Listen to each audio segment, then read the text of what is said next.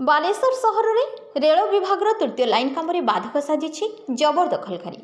जबरदखलकारी उठाइवाई जिला प्रशासन पक्षर दृढ़ पदक्षेप।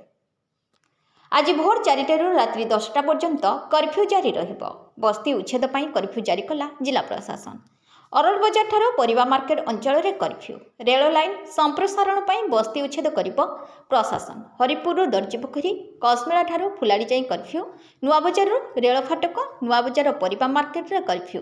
एकाधिक व्यक्ति एकत्रित हेबा सभा रैली उपरे प्रशासन तरफ कटकणा लागू करा जायछि।